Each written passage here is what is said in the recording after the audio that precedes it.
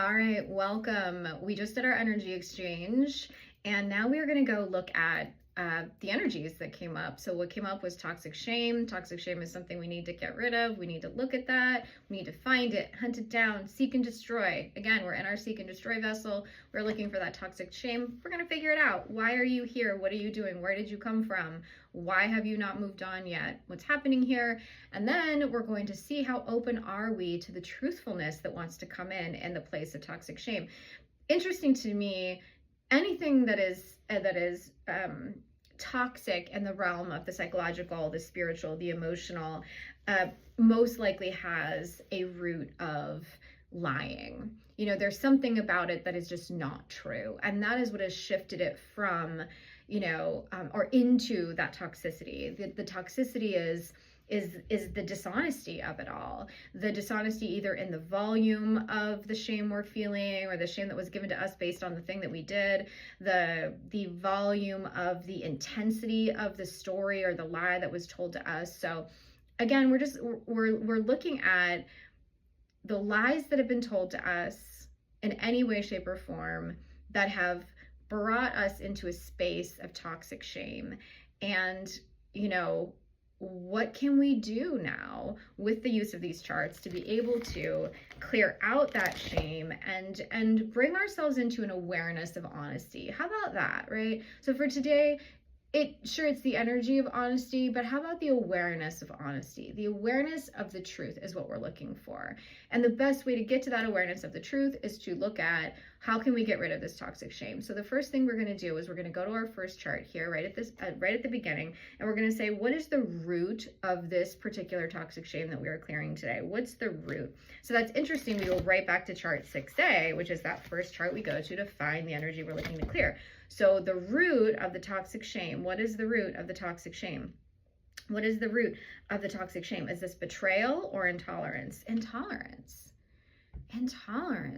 That is really fascinating and not what I would have expected to come up. So toxic shame, intolerance. So is this about people feeling like people have not been tolerant of them and this has made them feel shameful?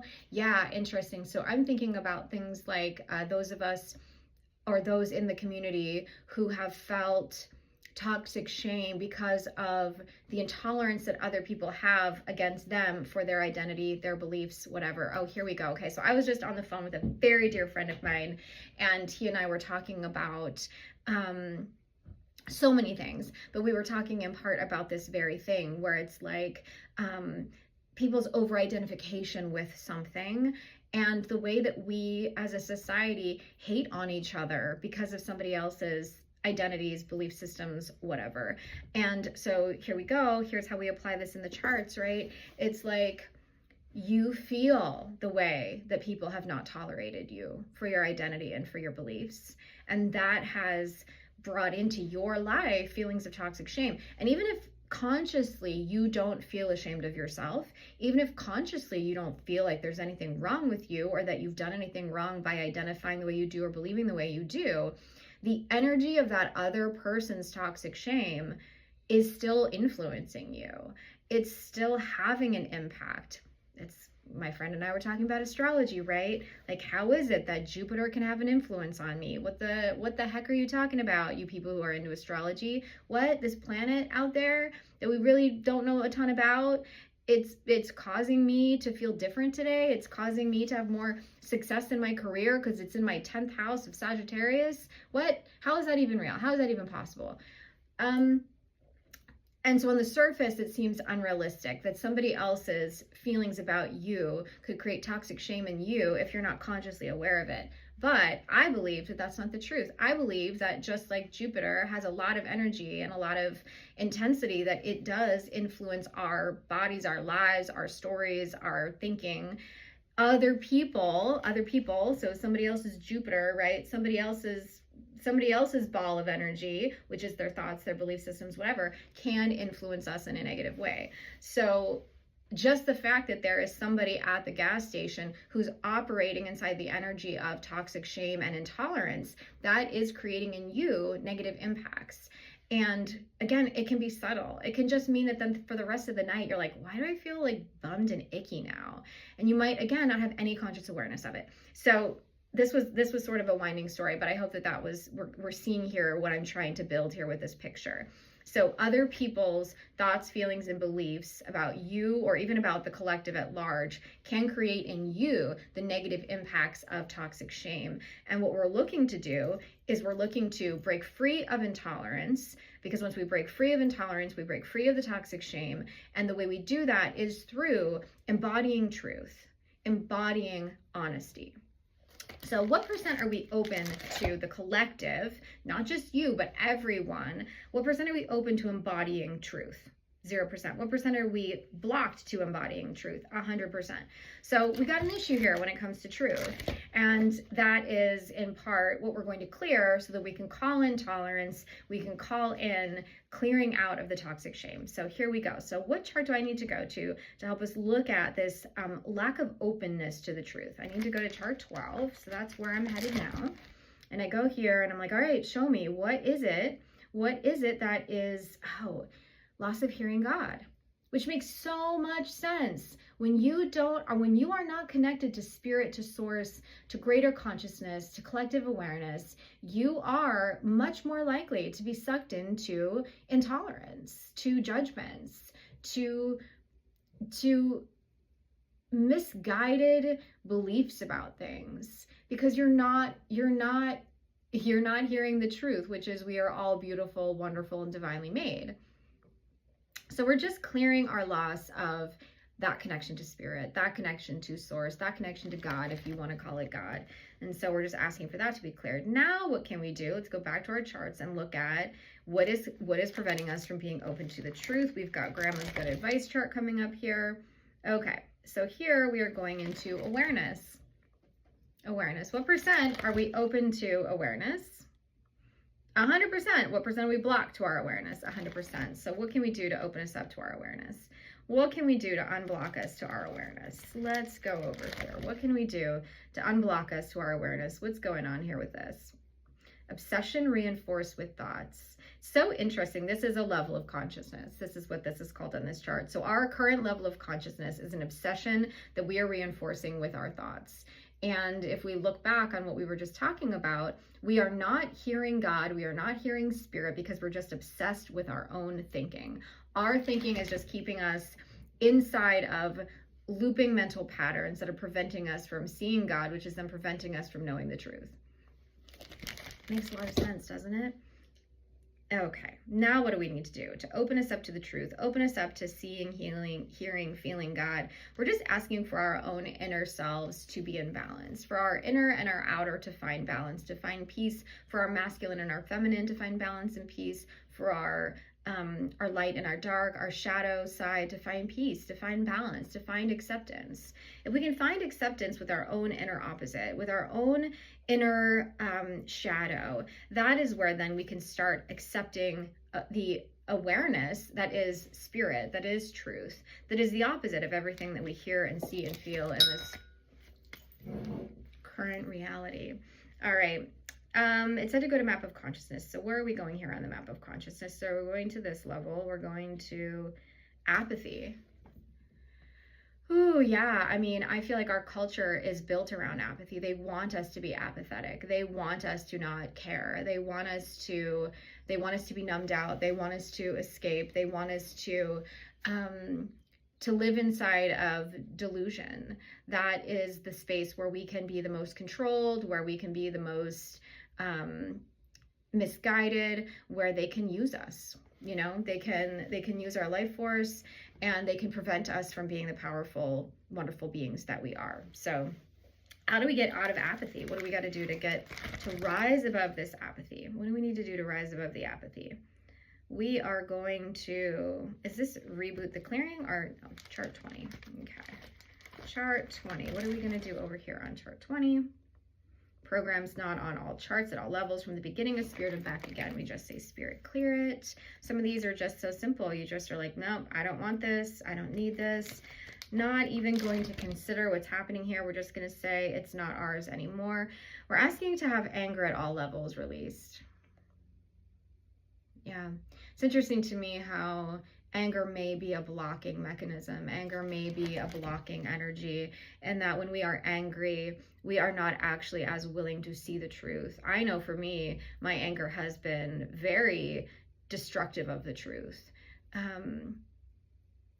And not always. There's healthy anger, there's righteous anger, but then sometimes there is anger that is not healthy and not productive. And it is just, it's looping. It's me getting to be upset over and over and over again about the same thing and not let things go. And it would be interesting to see, what percent is anger a contributing factor to toxic shame? What percent is anger contributing factor to toxic shame? 100%.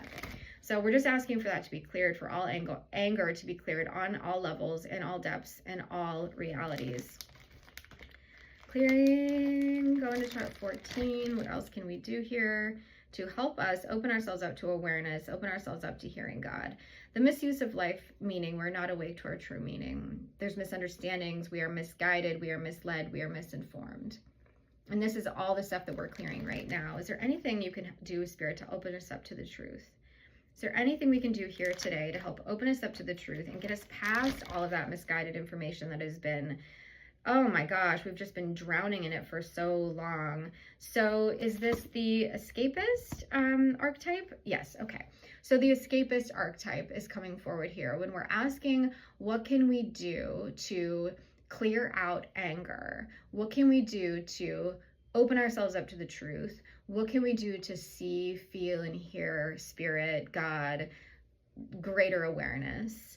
And this is saying, we don't need to escape. We don't need to run away. We don't need to numb out. Apathy, right? Apathy is escapism. And so we're calling in all of our ability to be here now in this present moment. What can we do? Is there anything we can do to help us be here now in this present moment? Is there any message? Is there any story? Is there anything you want us to know about what it means to be here now in this present moment and not needing to escape, not needing to run away? A solidified pattern. It's blocking us. It's blocking us. Solidified patterns. This has come up before. We're just blocked. This is, to me, this just feels so old. This is just old stuff, and we're just clearing out. We're heading into such interesting times. We're heading into such interesting times of awakening, of a greater understanding of ourselves as humans and of consciousness. I mean, science is doing amazing things. It's helping us to explore and understand the world around us so much better. And yet in all of that process too, every new answer leads to a new question. And sometimes every answer leads to 5 new questions. So you get one answer, which then creates 5 new questions. And it's a really beautiful thing, right? But the best way to allow yourself to exist inside of that process is to not be solidified, to not be stuck in your ways, to not be stuck saying, this is just the way it always has to be, this is just the way that it is. It's to open yourself up to flow and to movement. And so we're just calling that in for everybody right now, like an opening to flow and movement, an opening to flow and movement. Is there anything else we can do to help unblock us to the truth? I really hope that this is helpful because there's a lot of truth that needs to come out right now. So this is the looping chart. The chart is just like, hey, we are stuck in a loop. And I was just checking to see if there was anything else on this chart specifically. This just says the awareness of the entire spiritual process from spirit to the physical and back again. So that is the awareness that we're calling in. That is the awareness we're calling in for everybody, because when we have the awareness that we are just a spiritual being popping into a human body and then going back to spirit again, none of this stuff even matters. It's all just silly. Toxic shame is silly. Lies are silly.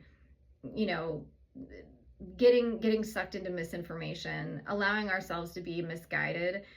Why does a spiritual being need to allow itself to be misguided? Why does a spiritual being need any access to misinformation whatsoever? It's silly, it's completely silly. So we're just opening all of ourselves up to the awareness of the spiritual process that we're all in. And I'd love to see some major universal shifts because of this awakening and awareness to the fact that we are spiritual beings having a physical human experience, and that we will return to spirit at some point. So we're clearing the victim archetype. We're clearing everybody who has identified with the victim archetype. We're clearing everybody who has been stuck in toxic shame because of the victim archetype, or vice versa. People who got into the victim archetype because of toxic shame. We're clearing all of that now. And we're just saying, I release myself from the victim archetype. I release myself from any vow I have ever made to be a victim. I release myself from any contract I've ever signed that said I would play the role of victim. I divorce myself from any relationship where I have to play the role of the victim. Yeah, say that again. I divorce myself from any relationship where I have to play the role of the victim. So disempowering. So disempowering. And we are not anti-victim here. There's times and places, there's periods of time where we are, because of circumstance, the victim. But it does not need to be our whole identity. It does not need to be our whole operating system. It does not need to be how we show up in the world, in every space that we are in.